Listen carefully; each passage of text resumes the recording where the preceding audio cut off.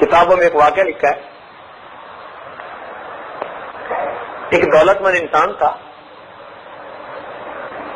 اس نے ایک بہت خوبصورت لڑکی سے شادی کی، محل نما مکان تھا، کھانا کھا رہا تھا، بیوی کے ساتھ بیٹھا ہوا، دروازے پہ کسی فقیر نے آواز لگائی۔ اس کی بیوی نیک عورت تھی، اس کی عادت تھی کہ دروازے پہ جب بھی کوئی فقیر مانگنے آتا وہ اس کو ضرور کچھ نہ کچھ دیتی تھی۔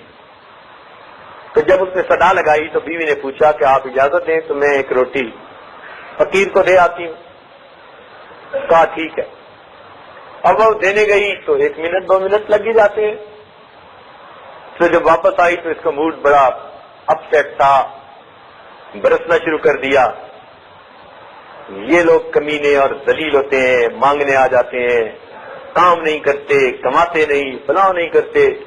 اس نے تو جنرلی فقیروں کے اوپر برسنا شروع کر دیا۔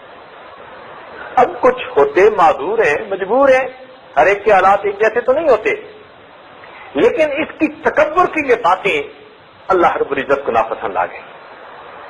ہوا کیا کہ کچھ عرصے بعد کاروبار کے اندر نقصان ہونا شروع ہو گیا، جو کچھ ریسورسز تھے نا، ریزرو، وہ سب ڈپلیٹ ہو گئے، ختم، حتیٰ کہ ایک وقت آیا کہ مکان بھی بیچنا پڑ گیا۔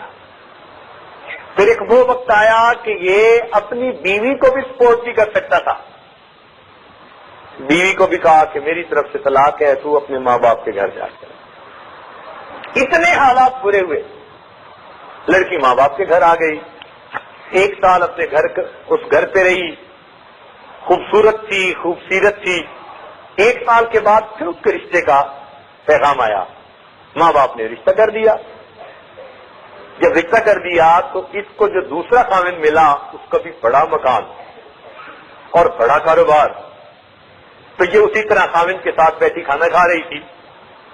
اللہ تعالیٰ کی شان کے دروازے سے کسی فقیر نے صدا لگائی اللہ کے نام سے، تو اس کی چونکہ عادت تھی کہ یہ دیا کرتی تھی ضرور اللہ تعالیٰ کے نام سے، اس نے پھر کہا جی میں دے آؤں، اس نے کہا دے آؤ۔ یہ گئی دینے کے لیے، جب اس نے دروازہ کھولا اور فقیر کو روٹی دینے لگی تو اس نے چیخ ماری، تو خاوند بھاگا، جب قریب گیا تو دیکھا کہ اس پر تو عجیب سی کیفیت ہے، رنگ پیلا۔ پوچھا خدا کی بندی کیا ہوا؟ کہنے لگی کہ جب اس فقیر کو میں روٹی دینے لگی تو میں نے دیکھا کہ یہ فقیر وہی تھا جو میرا پہلا خاوند تھا، میرے دروازے پہ بھیک مانگ رہا تھا۔ اس نے کہا اچھا تم نے مجھے پہچانا کہ میں کون ہوں؟ اس نے کہا تم کون ہو؟ کہنے لگا یاد کرو ایک وقت تھا جب تم روٹی دینے آئی تھی اور میں تمہارے دروازے پہ بھیک مانگنے کے لیے کھڑا تھا۔ اللہ رب العزت نے اس کے تکبر کے بول کے بدلے اس کا محل، اس کی بیوی، اس کی ساری کچھ اس کے فقیر کو دے دیا، اور وہ بندہ جو تکبر کی باتیں کرتا تھا اس کو فقیر بنا کر اس کے دروازے پر کھڑا گیا۔ تو ہم اپنی اوقات نہ بھولیں، سمجھے؟ کسی کو تانا نہ دیں، کسی کو آر نہ دلائیں۔